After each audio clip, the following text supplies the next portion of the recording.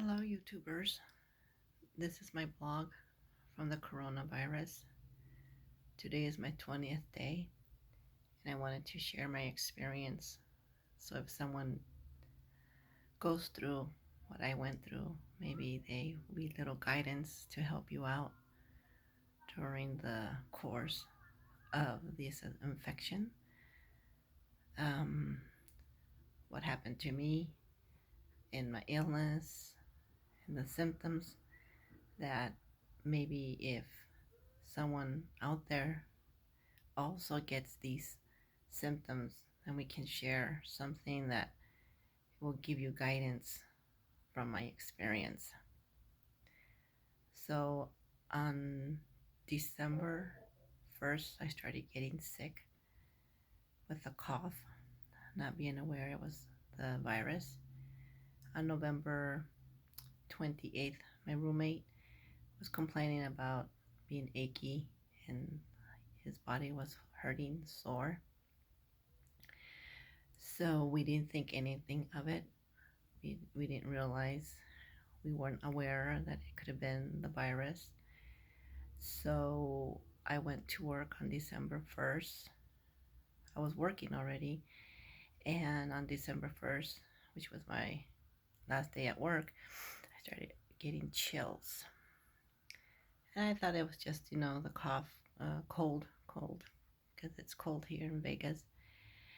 And I didn't think anything of it. Never came to mind. On Tuesday, Wednesday, Thursday, I was, with a friend here at my house. We were, hanging out, and he said that he was concerned because he had lost taste and smell. And I said, well, why would you say that? He says, yeah, I have noticed that I can't taste the food or smell it. So he called his primary care doctor and talked to him, and he said it could be that he was infected with corona. So we went 2 days. On Saturday, December 5th, we went to get tested at Cashman. I was already feeling tired and cough, and off and on the cough, just feeling just the soreness in my throat. And we went to get tested. I was getting tired while waiting, being in the line, waiting for 3 hours it took for us to get tested. And it was very exerting for me during the period of time that we were waiting.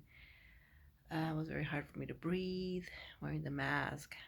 So we got tested. I went to the store and got some stuff over the counter, because I heard that the pulse ox is very important to have once you know you have the corona, because believe me, you want the pulse ox to keep track of your oxygen levels and your pulse rate and the thermometer. So I got over the counter stuff. Then I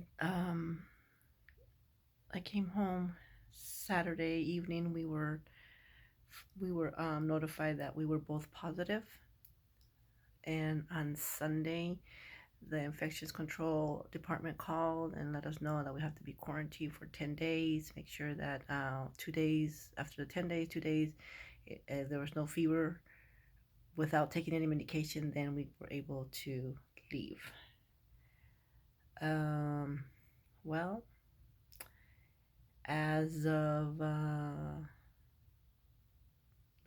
being notified since December 5th, I started gradually getting sick and sick. My roommate, no, just the taste buds and his smells were still gone, but just a little bit of hard to breathe, just a sore throat, but no chills, no cold, no nothing. I was experiencing really a hard time breathing. It was very heavy in my chest. It started getting heavier. As the day went by, I started taking over the meds and I used my nebulizer because I had asthma before about 20 years ago, but since I moved to Vegas, that was gone. I wasn't being affected anymore with the asthma, but I noticed that I started having symptoms of asthma again before being notified that I had COVID. So it was very hard to breathe, very heavy. It was very difficult. It was one of the difficult things I ever gone through. The breathing, trying to get your oxygen, and you just felt like really short, limited of oxygen. And on December 12th, I was really bad, really worse with my oxygen level at 93, 94, 93, 94. That's what I mean, that the pulse ox is very good to keep while you're going through the COVID virus. And I went to the quick care and they gave me some steroids, antibiotics, and inhalers for my asthma. And they took a chest x-ray and my lungs were clear. So they sent me home. I came home and I started taking my medicine. During those, um, after the visit, it was still it. The medicine that I was started taking, it was helping me through the day and through the night, but that feeling of heaviness in my chest and couldn't get my oxygen levels where they needed to be, it was very scary. I felt like sometimes I thought I was just gonna die. It was um, emotionally a roller coaster because you feel fine 1 minute and then the next minute you just don't know.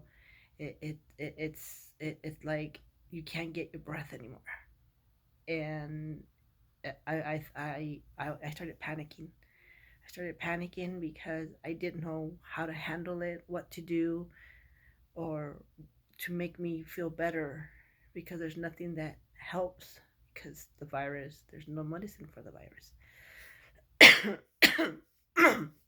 As you can still see, I'm still going through the cough. Um, on December 15th in the morning, at 3 in the morning, I started, my heart rate started palpitating. I kept laying on my stomach so I can help my lungs to get more expansion to them so I can breathe a little better. And my heart rate changed. All of a sudden, it went really high, and that really freaked me out. I really got scared. I started panicking because I didn't know what was happening. I didn't know what was going on. And my oxygen level was at 93%. So I called my friend at the hospital and he said, "You need to go in, Nancy, and get it checked because you're going to need oxygen." So I went to my Southwest Urgent Care and I got evaluated, and the doctor said that because I'm at 93% oxygen, I need to be admitted. So I went to UMC and got registered, and I went to the ER, and they did a EKG because my heart palpitations were so fast they thought I was having a heart attack. So they gave me some aspirin, EKG, and they did a test on my heart muscle to make sure that I wasn't having a heart attack.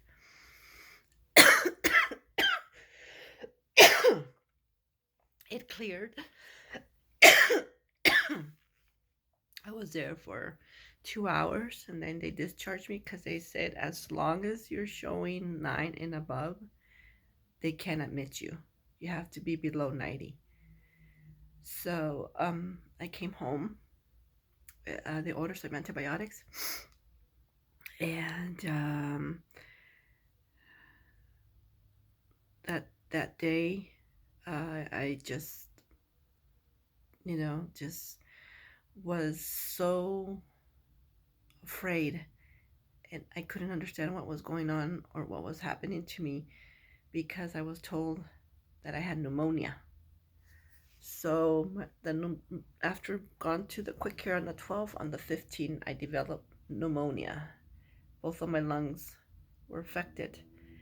So all they said was that I needed it, to just to go home and lay on my stomach and help. That would help my lungs to expand so they can, you know, get some expansion on them. I um I was very afraid because now that I have pneumonia, I know that's one of the complications from the corona.